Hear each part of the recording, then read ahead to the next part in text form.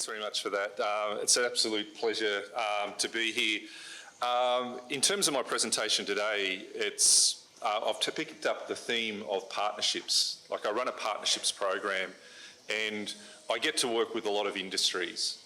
So what we're looking at is a whole of government approach and a whole of system approach of how we can actually spur our economy. So it's going to be a little bit New South Wales centric today, and I will talk about some of the issues, and it's going to be a big skills focus to the point of what you've made there. Because of the professions that are out there, we're not going to know what they are. So therefore, the underlying skill sets, and I think it was Amy might have mentioned about micro-credentialing and the way in which skill forces is coming. So we're going to be looking at some of the skills challenges, which have already sort of been brought up by the forum, and also look at opportunities. And I'll give a little bit of a case study about what we do in New South Wales Department of Education through our partnerships program. But before I get started, I'd just like to again pay my respects to the traditional custodians of the lands in which we meet today, to all elders past and present, and to any First Nations people who may be here today. And as I always say, our First Nations people have used science and technology for over 65,000 years, and the sky has served as their scientific textbook, a map, and is home to a wealth of their knowledge. So just in regards to setting the scene, I know there's some people who've probably seen my presentations before, so they might have the answer to one of the questions we're going to ask, but the nature of work has been changing forever. So we look at these four jobs. Now, does anyone know what the first job is? What is that profession? What's it called? A waker-upper? Very close. The actual profession was called a knocker-upper, which is the same thing. Good job if you can get it, but they don't exist anymore. It's my one joke. So we've got what they used to call penny boys. Put the pins up. You've got, I'm from the Hunter Valley, so coal mining very much runs in our community. Still 20% of our workforce are miners, coal miners. And then of course we've got the lamp lighter. So if we go into look at the past and we look at the present, we actually had some steps between a knocker-upper and a phone, but last night I stayed here. I used my phone to wake me up, even though there's an alarm clock right next to me. And I think the majority of us do that. So we can see the changes. The jobs of the penny boy, which was a WHS disaster, I'd hate to see the risk assessment you'd need to do for that nowadays, but here we have now a technician who runs an automated system. In terms of the image below, that is of in Western Australia, basically an automated mining process, which Australia and particularly Western Australia lead the world, and are getting a lot of interest from particularly NASA. And we're now seeing sort of our lighting systems, obviously smart cities and opportunities there. So change is not new. And just as an example of this, you see a photo from the 1900s. So that is one vehicle, one motor car. And then 13 years later, same street, there's one horse and carriage. So within a 13-year period of time, that was the change that we saw there. And think about this. Your children may be the last to actually drive a car, might be the last generation to actually do that. So the change has always been there, but it's becoming more and more rapid. There's a quote I love about this, and I might have come up with it myself, but I think I stole it from someone else. The pace of change has never been this fast before, and the pace of change will never be this slow again. We're at this incredible time where society is rocketing forward, and so much of that is being carried by STEM. Computing, big data, applied technology is where the future is being built. So we have to let young individuals know the opportunities that has, and we have to create a society that can harness that potential. That's why the teaching of STEM and the allocation of resources to STEM and inspiring teachers and students around STEM is so important. So again, that whole idea of it being like the rapid change. So in the 13-year period of time that it took to go from that change in motor cars, it's like what we're seeing now is far more rapid. And that's just going, that pace is just going to continue and continue. So you think about it in terms of what's the implications of that for skills and workforce. So I don't know if you're aware of the term Industry 4.0. It's quite well known in industry, but it comes down to basically the industrial revolutions. So going back to the first industrial revolution being steam, then we went to mass production, which is the second, and then where we're kind of in it at the moment was the third industrial revolution. That's where you've got more automation and robotics. The fourth industrial revolution is what we're moving into now, and since COVID, the transition to the fourth has increased, and it's more a systems approach. So it does have robotics, but it's more the IA, and you're looking at other areas in terms of systems approach, big data and so forth. That is where the growth is going to occur. And you would have noticed, if you're from New South Wales, that the amount of the New South Wales government is actually putting into digitisation and the rapid change that's occurring there. We're seeing that at a government level, and we're seeing it increasingly in industry levels. Industries that don't adopt these sorts of principles basically will die, and they know that, and we're seeing a rapid uptake. What's the interesting component is also moving into 5.0. So we talk about that change. 5.0 is a bit of a correction from being moving away from the person, and we're going to see this more and more come into fruition as well. So more human-centred environment, sustainability.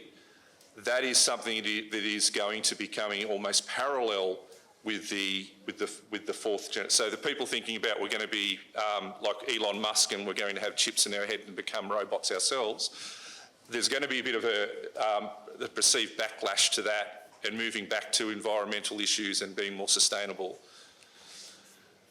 So these Industry 4.0 talks about the different technologies that take that up. For it to be an Industry 4.0, it really needs to have at least 4 of the 10 of these different approaches for it to be considered an Industry 4.0.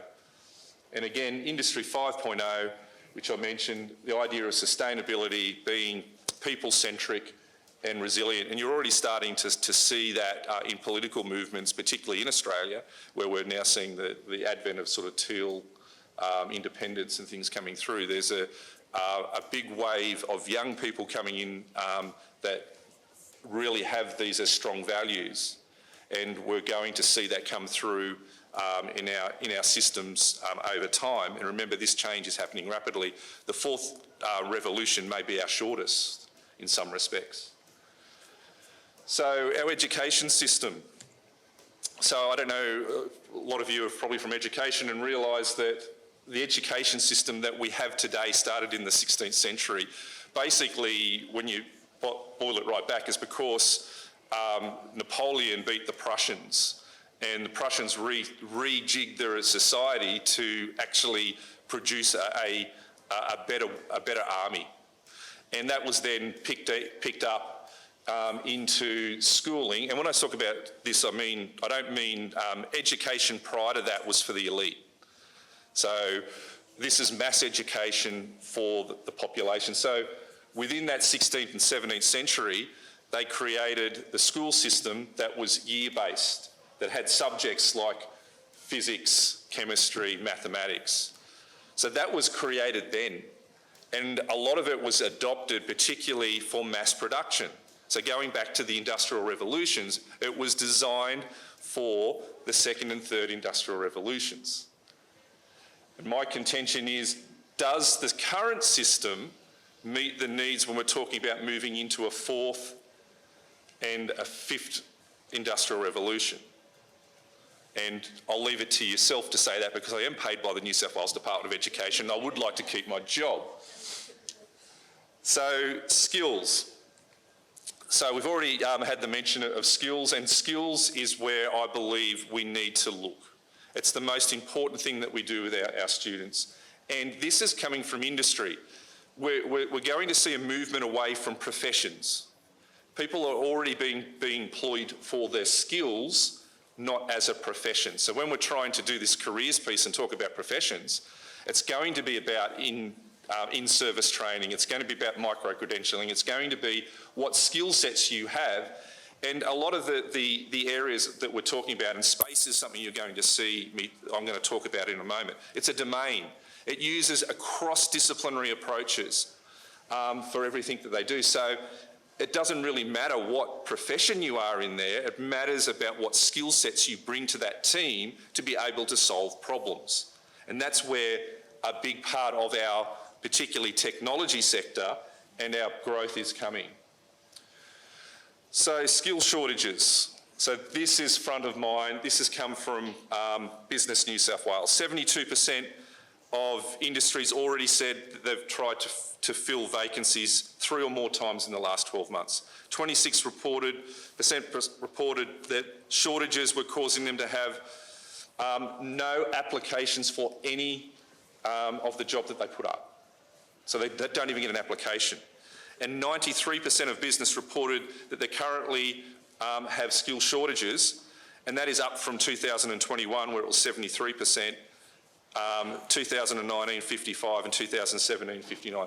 It is an acute problem, and we're not just seeing it in Australia, we're seeing it worldwide. So in terms of some other statistics, 51% reported that staff shortages were causing significant impacts, such as losing customers and missing opportunities. So if you listen to economists are saying our biggest problem is productivity. So productivity is shot when you can't get the people to be able to work, and you don't have a supply chain that's able to provide screws so that a roofer can put a roof on. And that's sort of the type of problems we're seeing at the moment. 99% reported that the staff shortages were having an effect on their business. So it's across the board. 40% reported that it is equally, and this is an important thing, equally difficult to get entry-level jobs to high-skilled jobs. So we've got two major dichotomies in terms of where the skill shortages are: higher skilled, higher education, and entry-level, low skill sets levels are where the job growths are, and it's where the acute problems are occurring.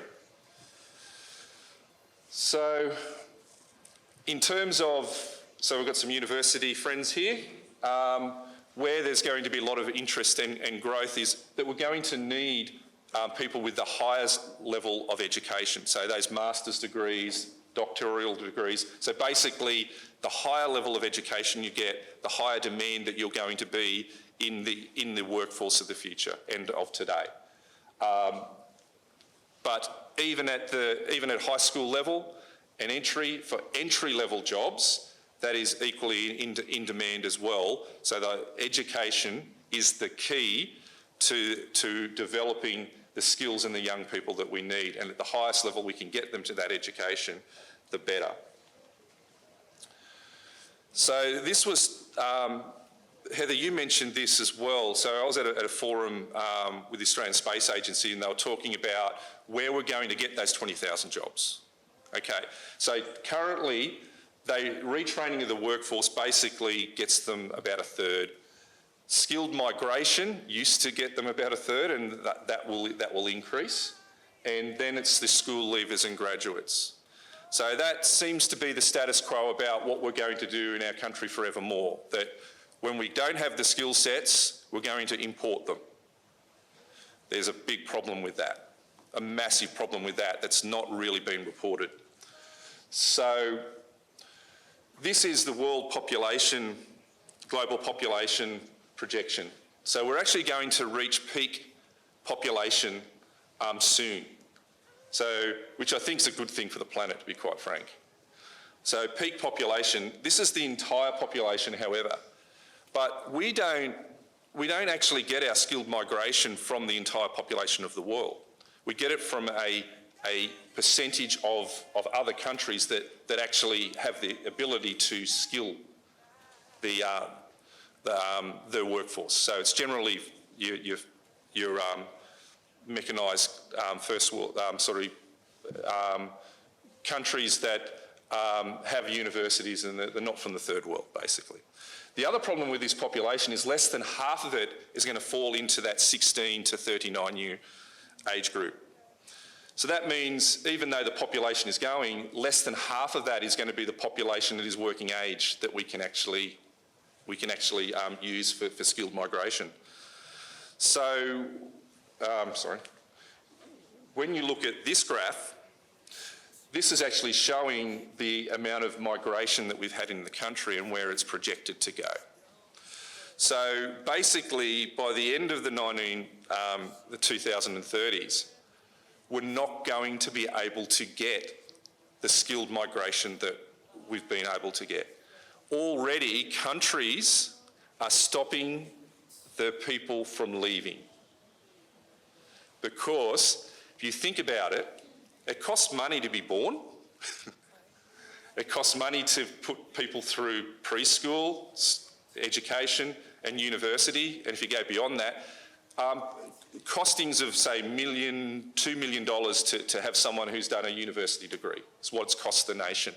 And then they go off to another country and their skill sets go in there and they increase their productivity. Australia has been very, very, very good at getting that and has benefited greatly for our economy for that. The problem is we've got about a decade and a bit to fix this problem, and we need to concentrate on sovereign capabilities. We need our young people to be able to fill this gap, because to attract people in from other countries, we are going to have to pay them a lot more money, and we're going to have much more incentives to be able to get that. So that's going to drive up the cost of us doing business. So for industry, they need to be putting in as much as possible into our sovereign capabilities and our education systems from the beginning, preschool education all the way through. And the latest announcements on preschool education have been really, really positive. That's going to have a long-term benefit for us. So what's the opportunity? So I mentioned the whole of government, and the purpose of the speech today, I said, is like how we can work together with industry and education for $1 trillion economy. New South Wales is the largest economy, and we're projected to hit that $1 trillion mark by 2030. They produced the 2040 economic blueprint basically because Victoria was going to take us out. So the Victorians were actually doing a better job than us, so they realised we have to step up our game if we wanted to stay ahead. So they produced the economic blueprint, and Global New South Wales came out of that. So one of the areas that Global New South Wales really highlighted was that we're going to require both digital skills and these core skills of problem solving, creativity and collaboration. Skills, not professions. But they did highlight a number of areas in which they believe where growth is going to occur in our economy. So what are those emerging industry areas in which is going to drive us into that $1 trillion? The other thing they projected too, within a decade after that, if done right, would be a $2 trillion economy. So it has a leveraging effect. So we look at space, emerging digital technologies, advanced manufacturing, cyber, medtech, agtech, defence. There's some other areas within that as well, but these are seen by the New South Wales government as the driving areas and where we're going. So New South Wales, in particular, I said we're going to be a bit New South Wales centric. We're already at, and this is a little bit out of date, probably $643 billion economy with the largest population, about 8 million, home of the most STEM graduates. We're ideally located in regards to Asia Pacific in terms of our distance, but also time zones. We also have a number of global multinational companies already in Australia based in New South Wales, and half of the startup community is based out of New South Wales. So we have a great opportunity if we can supply the skills that are required for these industries. So what are those skills? So you've probably seen this before. What are the top 10 skills for the sort of World Economic Forum have put out? And these change from time to time. So I've got the 2020, and you'll see there like things like complex problem solving always sort of stay up there. The 2025 skills is where we're going. You do notice if you look at the 2030 skills, you can actually start to see that projection of Industry 5.0 starting to come in. But again, the problem solving, creativity, coordination, teamwork, all those sorts of areas are identified worldwide as the skill sets that we need. So if you see how that aligns to the New South Wales strategy, it aligns to what we're looking at globally. And again, going back to our current education system, does our current education system value, assess these skill sets?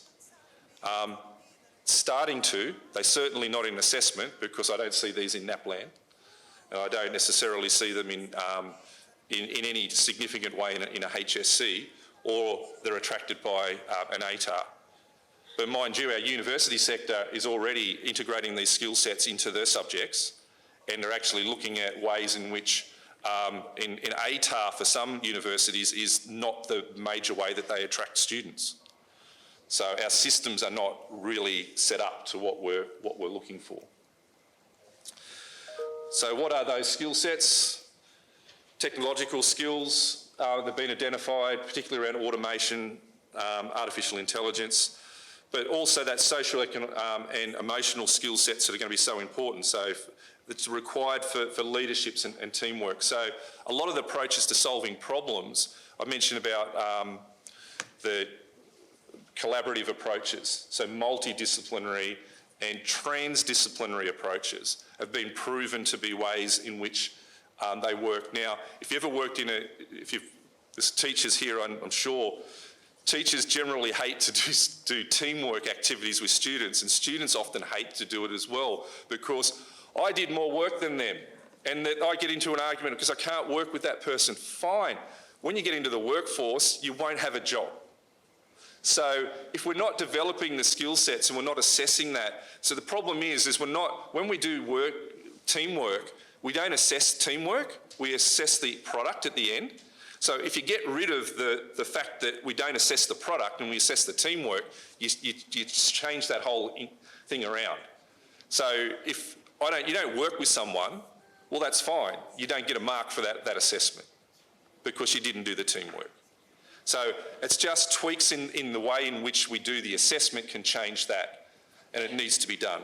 But in essence, all industries, all the easy things have been solved. Everything we're doing now is really complex and requires multidisciplinary approaches and coming from teams to do it. So we have to be teaching that as a skill. And of course, the higher cognitive skills, so critical thinking, complex problem solving.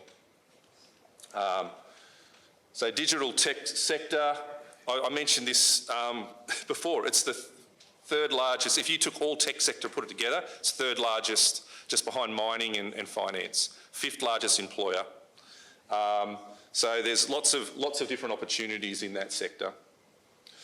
So just coming now to, well, I've painted a bit of a picture, so what are we doing about it? So the STEM Industry Skills Partnerships Program is working to try to solve some of the problems that I've mentioned. So I've already seen that little bit of a graphic there. And now, sorry, I haven't gone there. So it's a multifaceted approach to the problem. And I'd like to say the one that's actually missing on there is there's a couple of extra ones, which is girls in STEM and careers in STEM. And a lot of the stuff we do in careers in STEM is through our partnerships. So we have these academies. So the academies are around regional New South Wales, because if you look at the data, the problem with STEM graduations and students in there is not in the capital cities. It's actually in our regions, and it's in our rural and remote. We have a virtual STEM academy, and again, one of the problems said is we need to look at approaches. So distance education in its current form I don't think is the solution, but there are other forms in which we can use digital forms to be able to deliver that education in a really positive way, and we're trying to do that through our virtual STEM academies. Our partnerships, so it's working with industry, universities. It just says industry, but when I talk about industry, I mean government, I mean councils, I mean universities, everyone that comes into that ecosystem. Curriculum is at the centre of everything that we do, and teacher professional learning. I like STEM because I really love problem solving. STEM is very encouraged at Cessnock High. They make it as if it's fun to learn. We had to figure out what we had to do. It was like a mystery.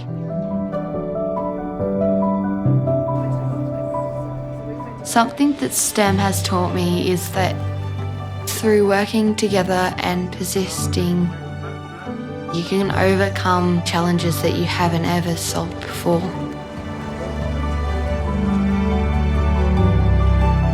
I think it's really cool when industry come into our school and like teaches us about stuff. To be able to have a look at the working lab allows me the ability to see firsthand what I could be doing later in life.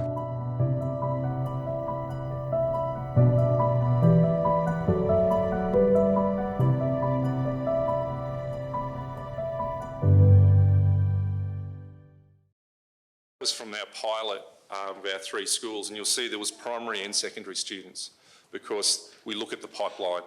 So at our academies, we base it at a high school. There's 9 of them around the state. We have project officers in there, and they work with their local communities. So what are their local employers in those areas in particular? And they come into the schools and they go outwards. So iSTEM, everything comes to curriculum. So iSTEM is an integrated STEM course that was originally known as a school-developed board-endorsed course. And then in the curriculum review, they decided to get rid of all those courses, and iSTEM, which had 3,500 students involved with it, was scrapped. So the Department of Education actually created a whole new category of subject called Department-Approved Electives, and iSTEM is one of 7 of those. But in the Hunter, where this was piloted in a large number of schools, we had a 19.22% increase in STEM subject uptake over a 7-year period when that was in there. So it's a proven system of actually doing what we want them to do and increase those STEM participations. The key thing in terms of the subjects that we've done is particularly looking at those base skills. So critical problem solving, project-based learning, and then if you look at the specialised topics, they follow on with Global New South Wales. Now, when we wrote this, each of those topics, we worked with universities, we worked with industry partners and teachers to develop the curriculum. So it's a situation where we went to industry and said, what do you need? What do you want the skills to have? And we got that expertise from them in creating this course. And we're constantly updating it. So some of the NESA curriculum for technologies are 20 years old. We will never have a 20-year-old curriculum. Just going through those different skill sets, I'm running out of time, so those different skill sets that industry pointed out is also what iSTEM manages to do as well. Practical example of a project partnership is BAE Systems. So together we developed this thing called Advancing the Next Generation, won a global award, and basically it looks at that whole pipeline. So industry being involved from, going to your point, from engage in primary, inspire at high school, develop at TAFE, vocational education, university, and then for the point of employment. So the employment or recruit part of it is industry's got a part to play in all those. Not necessarily putting everything they do at the beginning at a preschool, but certainly having a footprint there. So we have a number of industry partners. You'll see that it is space and tech heavy, probably because I love working in the space sector. And actually just received a Churchill Fellowship to go study overseas for 6 weeks on the space industry. So I'm really looking forward to that. And again, another example of a partnership is with the Powerhouse Museum, Magnitude IO in the US. So we're putting experiments on the ISS. So we're going to have Australia's first student-designed mission to go on the ISS within 2 years. So they will design that through this program. They're already on missions where they're using other designed missions and connecting with that.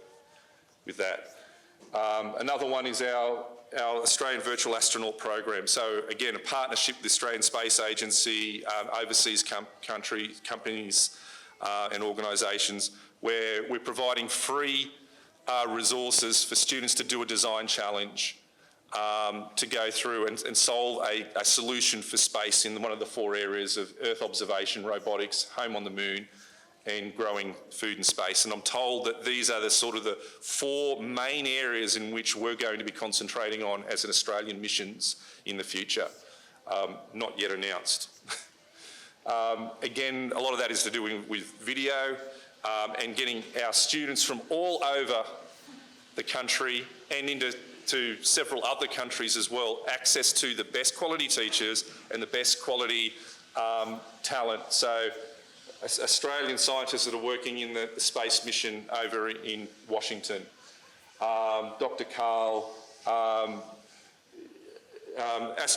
Indigenous astrophysicists. So we try to get these people, and students can get access through them. And I've got to say also, we get a lot of help from Refraction Media, who does a lot of the media side for that with our webinars and so forth with these programs. Cyber Cities is about to launch next week. So it is an Australian, that cyber security was an Australian first curriculum.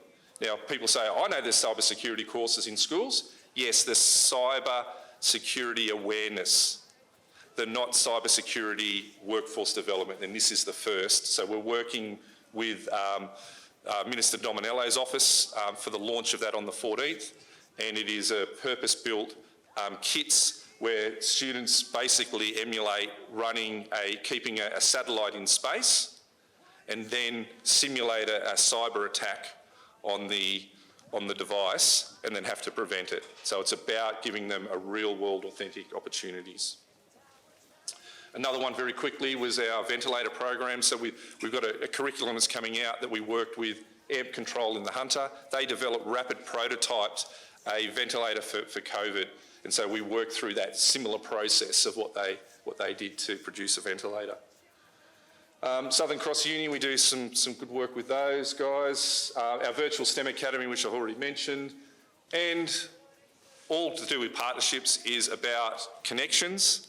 So please connect with me if you haven't already. So very interested in particularly we do a lot of work with girls in STEM through a lot of your programs as well and our connections.